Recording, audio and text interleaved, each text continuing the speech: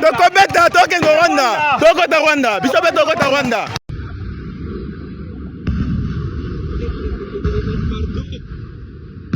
Yes, turagarutse nanone inshuti rero bakunzi Bamba TV Rwanda. Namakuru agezweho ni update ku mirongo y'urugamba, ariko mw'abantu mwe ndababwiza ukuri ibintu byahinduye isura ku buryo bukomeye cyane hariya i Rubavu. Ni nako kandi amabombe akomeye cyane mu by'ukuri yamaze gukandagira ku butaka bw'u Rwanda.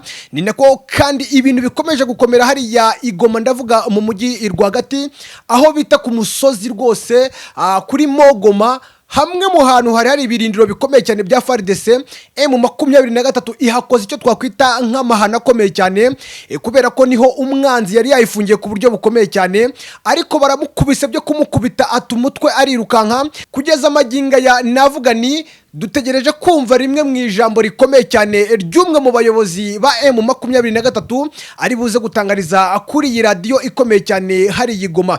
Nababwiye ni dufite imboni zacu ziri ku mirongo y'urugamba. Mu by'ukuri aka kanya nkaba ndi kumwe n'imboni ya Bambaye TV Rwanda akuri telefone. Murimo muranyumva neza aho ngaho i Rubavu? Ndabumva neza, ndabumva nuko biri gucika, ndabumva.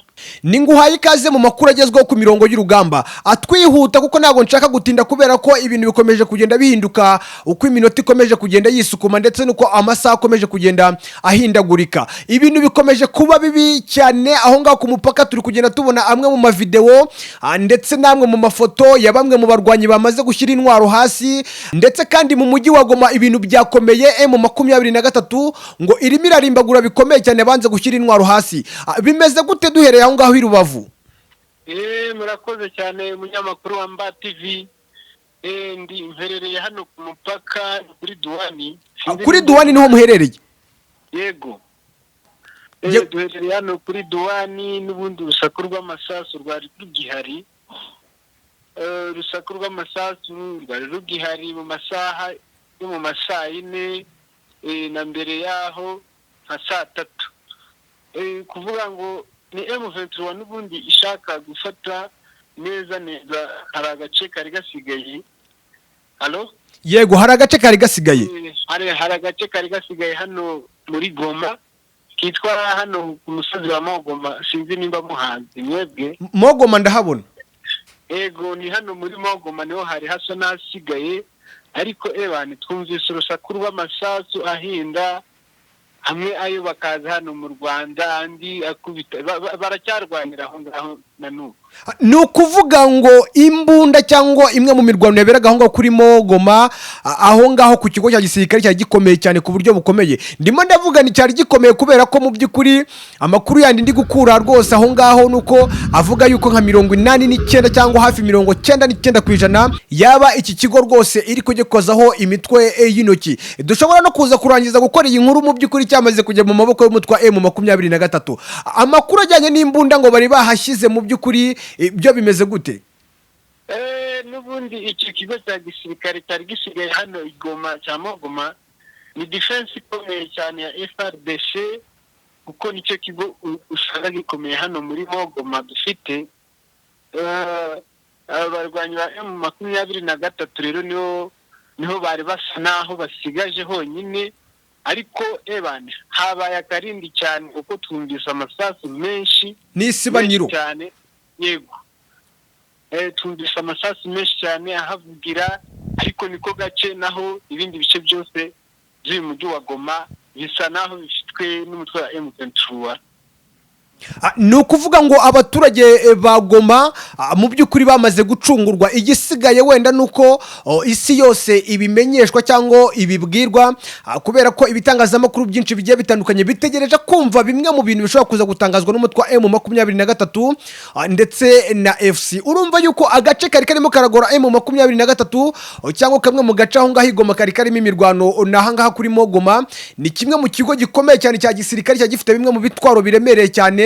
Akaba ari nayo mpamvu hari abasirikare bamwe na bamwe ba FARDC, abawazarendo, Fdrl ndetse n'ingabo z'u Burundi. None tuva aho ngaho wenda kuri Mogoma, situation y'ukuntu ibintu bihagaze mu mujyi wa Goma nk'abantu mufite abavandimwe bahatuye, barimo barababwira yuko ibintu bimeze gute mu bindi bice ndetse no ku kibuga cy'indege cya Goma? Igoma urebye usibye urwo rusaku rw'amasasu rwari ruhari, n'ubundi hari abantu bari kuva muri Kongo baza hano ku mupaka w'u Rwanda bahunga berekeza hano ku mupaka w'u Rwanda ko hari kuza abantu benshi baturutse muri ibi bice bya Goma. Twihuta mbere yuko tuza kuri ibi bisasu mu by'ukuri byakandagiye ku butaka bw'u Rwanda, ntago twamenya niba hari abo byakomekeje cyangwa ari abo byahitanye.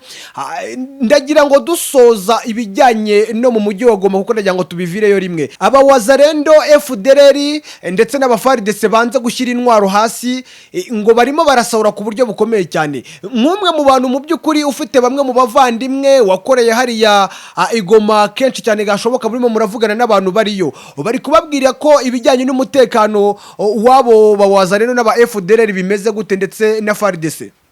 N'ubundi icyo bari gukora ni ugusahura bari gukora, ariko hari abandi aba FARDC n'abazarendo na IBISASU hari abemeye gushyira intwaro hasi, babashije kuza nabo bari hano ku mupaka mu kanya gashize bari hano ku mupaka, bari bakiriye nk'abawazarendo bari gukora bakaba muri 27 cyangwa 30, ariko nyuma yaho haje indi timu y'abantu benshi, harimo aba FARDC abo bemeye gushyira imbuga zabo hasi.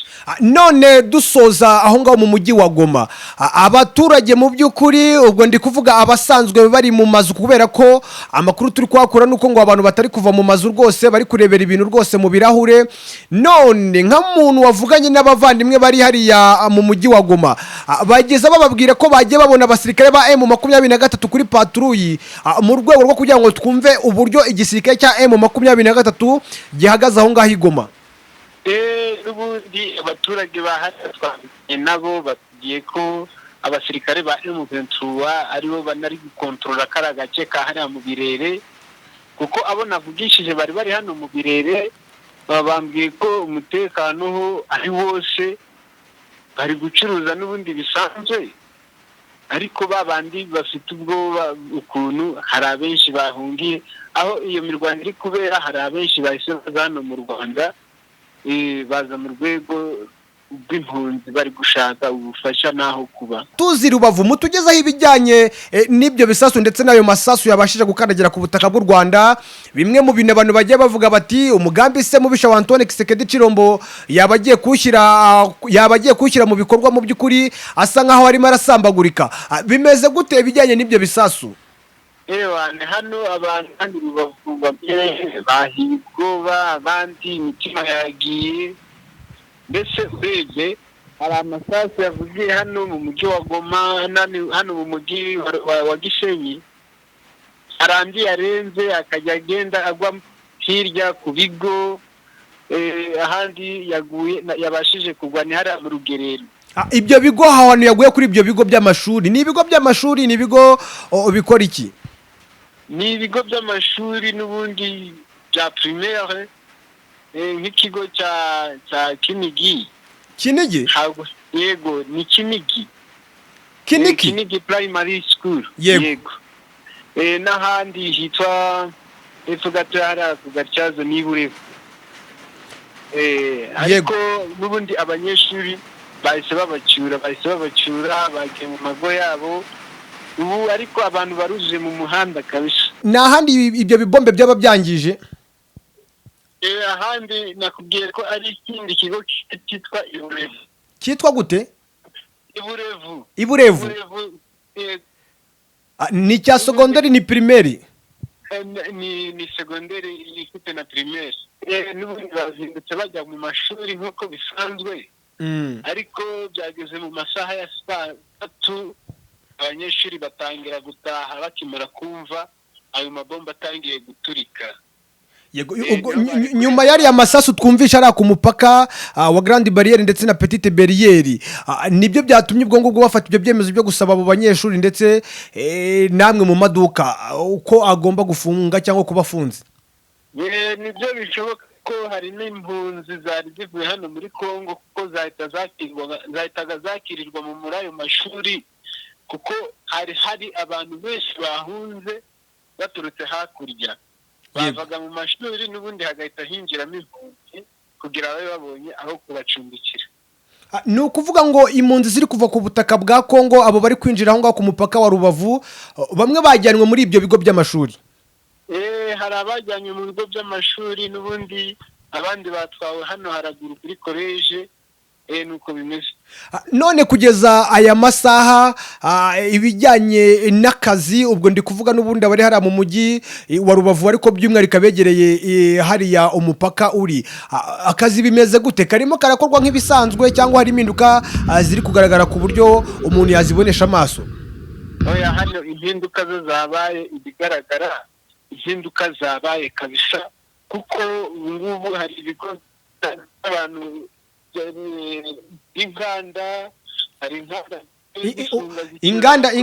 inganda zikora ibiki? Uruganda rwa Kiyaka rukora ubugeni. Rwa Kiyaka rukora ubugeni rwafunze? Narwo rwabaye rufunzeho kuko bababwiye ngo ntibatahe. Ibintu nyine bumvaga ko hari impinduka kabisa hano mu mujyi wa Gisenyi. Ibijyanye n'ubucuruzi noneho twagiye mu masoko, amasoko ari kurema bisanzwe. Ubu n'uguhahira mu mabotike cyane cyane kuko urabona abenshi bari guhunga bazamuka mu bice bya ruguru, bahiye ubwoba, ariko ingabo zari zadusabye kutagira ubwoba, ariko bitewe n'ukuntu turi kubyumva abenshi bari kuzamuka. Nk'umuntu uri aho ngaho ku mupaka w'u Rwanda, ndagira nkubaze aba bawazarendo aba bafaridese binjiye ku butaka bw'u Rwanda, nk'umuntu wabitegereje wabonye bameze gute mu by'ukuri? Ni abantu bari aho n'ubundi ni inyeshyamba zisanzwe. Yego. Ngaho nta kuntu bameze kabisa, nta kuntu bameze, bemeye kumanika amaboko, intwaro zabo bazishyize hasi. Nabonye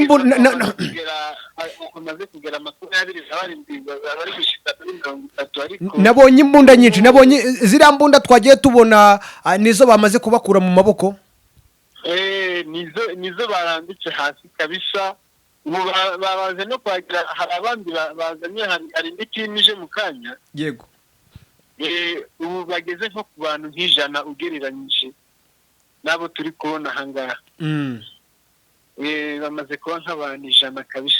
Twihuta kugira ngo dusoze ibijyanye n'amasasu. Urabona ko amasaha amaze kwicuma guhera mu gitondo kugera aya masaha, urabona ko bwagorobye, navuga ni bwanije. Kugeza aya masaha nta bintu biri kumvikana ngaho hirya y'umupaka gatoya. Ubu ni rimwe y'amasaha yasigaye, ni rimwe riri kumvikana, ariko abari batanzeho agahenge. Nk'abantu mufite wenda amakuru muri kugerageza kuvugisha abantu wenda bari guturuka impande n'impande, umupaka w'u Rwanda, ku ruhande rw'u Rwanda n'ubundi hariho umutekano w'igihugu cy'u Rwanda, ariko se wenda nk'abantu muri aho ngaho ku mupaka wa Kongo, yaba Petit Barriere ndetse na Grande Barriere, ubwo ndi kuvuga ku ruhande rwa Kongo, mwamenya bari kuwugenzura niba ari M23 cyangwa yaba ari FARDC? Byo bimeze gute kugira ngo abakunzi ba Bambaye TV Rwanda bumve ukuntu ibintu bimeze? N'ubundi kubera ko M23 kubera ko ariyo ifashe Goma, ubu ngubu tuvugana niyo ifite Goma. Yego. N'ubundi imipaka abaturage bari kwambuka, urumva nimba afite ikibuga cy'indege. Yego. N'umupaka niwo uri kuwukontorora. N'umupaka niwo bari kuwukontorora, n'ubundi abari kwinjira, abashaka gusohoka bagasohoka. Migration irafunguye y'u Rwanda. None barimo barinjira bavuga yuko bahunze intambara, kandi amakuru turi gukurara muri Kongo ari uko wenda imirwano cyangwa ibice byinshi mu buryo bushoboka rwose bitari kumvikanamo imbunda. Bahiye ubwoba kubera ko abaturiye hano urusaku rwa yari amasasu, hari imbunda ziremereye, hari iteretse hara kuri Mogoma. Iki giteretse kuri Mogoma? Ni imizinga, ziriya mbunda z'imizinga zirikora amasasu aremereye. Yego. Ni ukuvuga ngo kubera kumva ruriya rusaku no kuba basha ubwoba ko bishobora kuba by'abaturikana, dore ko nta ntambara igenderaho. Yego. Niyo mpamvu bari kuza hano mu Rwanda, kubera ko niko gace karimo amahoro. Kuko urumva barahegereye, ni abaturanyi. Yego. None dusa nkaho dusoza aho ngaho mu Kibaya, byo bimeze gute? za Nyiragongo ibintu bimeze gute aho ngaho, aho za Kibati, nk'amakuru muri kwakura aka kanya? hano mu Kibaya amasasu yarekereye aho kumvikana. Hano mu Kibaya urebye nta mahoro ubwo twavuga ubu ngubu. Mu Kibaya ni amahoro ugereranyije nuko byari bisanzwe. Yego twavuganye n'abantu baho batubwira ko ari amahoro, amasasu ari kuhavugira. Basubiye guhinga, basubiye mu mirima. Ewe ntawe ubivuga abantu bazasubira mu mirima ari uko umugi neza. Yego. Wanditswe kuri M23. Yego. Ntabwo bayuko uwo bita Antoine Kisekedi Chilombo ashobora gufata indege akavuga ati mumisha amabombe mu bice byose. N'ubundi kuri abanyekongo zaba ari kubikorera nta wamenya. Ariko ubu ngubu umutwe wa M23 watanze itangazo rivuga ko abantu bose ahaturiye batuye hano Goma bagomba kuba bari maso bakagira umutekano. Bakareka kugira ubwoba cyane kubera ko umujyi wa Goma barawufite. Bagira ko bagakeya. Nibareke kugira ubwoba kubera ko umujyi barawufite bazanye amahoro. Nivyo bari gutangaza. Urebye naho ibya perezida byo ntawamenya ibyabo. Yego. Ariko n'ubundi bwoba ariko bwabura ku bantu yanakihajugunya njye Antoine Kisekedi mbona ari yagifata akavuga ati nimwohereze indege ihamisha ibibombe hagira isibaniro ihagire ku gasa. Ariko byaba ari umugambi mubi kubera ko n'abakongomani n'ubundi n'abaturage yaba ari kwangiza. Yego. Noneho dusa nkaho dusoza iyi nimboni yacu Bambaye TV Rwanda iri ku mirongo y'urugamba ikomeje kutugezaho uburyo ibintu bihagaze ku mirongo y'urugamba. Mu by'ukuri turimo turamuhata ibibazo ku buryo bukomeye cyane dore yuko akomeje kugenda akurikirana buri kamwe kose yaba hariya ku mupaka w'u Rwanda ndavuga Rubavu ndetse n'ibiri gukorerwa mu gihugu cya Kongo n'ubwo ndavuga Goma. Yabaye Goma afite abavandimwe ndetse kandi anafite umugore Goma. Urumva yuko ntago byoroshye abagomba kumenya ukuntu ibintu bihagaze. Dusoreze ku mutekano w'igihugu cy'u Rwanda. Aho ngaho Goma umutekano hari ibimodoka by'ibifaru mwabonye mw'abantu mwe? Ibifaru n'ubundi byari bisanzwe ni ibyaro ni hano Goma. Ndavuga hano Goma ni imodokari byaro ni nabonye ni biriya bifaru by'umweru. None aho ngaho i Rubavu ku bijyanye n'umutekano ku ruhande rw'u Rwanda abasirikare zimwe mu modoka za gisirikare byo bimeze gute? Mu Rwanda urebye umutekano wundi wose kuko hano mu Rwanda nyuma mbere ya saa yine. Yego. Niyo humvikanyemo ayo masasu ariko nyuma muri ayo masaha ayandi masasu bigeze batera hano mu Rwanda. Umutekano ni wose n'ubundi abasirikare patrouille hari bari gutanga amahoro mu baturage. Yego. Bababwiye ko no guhungana iby'ubwende kubera yuko bahari ngo ku bwabo niko bari kutubwira. Yego. Urebye umutekano hano muri bose n'ubundi bari guteka bakarya bakaryama bakakira n'abo baturanyi. Iyo motivasiyo ihari usibye ku kantu kaciyemo mu gitondo ubwo turacyategereje ngo twumve nimba hari ukundi kuntu biri buhinduke. Yego, reka nkushimire rwose wamboniwe ku bw'ayo makuru utugejejeho kubikomeje kubera aho ngaho i Rubavu ndetse n'Igoma. Yego, murakoze cyane munyamakuru wa Bambaye TV. Yego, arakoze cyane. Uyu ni imboni ya Bambaye TV Rwanda. Uyu nguyu niwe twagiye tubana nawe mu bihe bigiye bitandukanye. Uyu nguyu niwe twabanye nawe ari Goma. Uyu nguyu niwe twabanye nawe ageze hano i Kigali ndavuga i Rubavu. Mu by'ukuri akomeje no kutugezaho update z'uburyo ibintu bihagaze. Ni nayo mpamvu mbasaba kudukunda ndetse no kudukurikira. Nyaboneka mujye mukora subscribe abatarayikora ndetse kandi namwe mwayikoze mujye mudusigira ibitekerezo byanyu kubera ko ibitekerezo byanyu ni bimwe mu bintu bikomeza kudutera imbaraga zo gukomeza kubashakira amakuru meza kandi yizewe. Reka rero ibijyanye n'aya makuru agezweho ku mirongo y'urugamba tubisoreze ahangaha twitegure andi makuru kubera ko ibintu bikomeje guhindagurika ku buryo bukomeye cyane uko amasaha akomeje kugenda yicuma ni nako ibintu bikomeje kugenda bihinduka ku buryo bukomeye cyane. Ndi kuvuga yaba ku ruhande rw'igihugu cy'u Rwanda ndavuga hari i Rubavu ndetse n'ahari ya Igoma ndavuga mu gihugu cya Kongo. M23 ubu tuvugana turindire kumva rimwe mu ijambo rikomeye cyane, ijambo ry'ihumure riribuze gutangazwa n'umwe mu bayobozi ba M23. Ni byinshi cyane rero muhishe wanga kuri Bambaye TV Rwanda, mwebwe icyo musabwa no kubana natwe, reka mbabwire ni mukomeze mugubwe neza kandi muhirwe mu byo umurimo. Iyi ngi ni Bambaye TV Rwanda.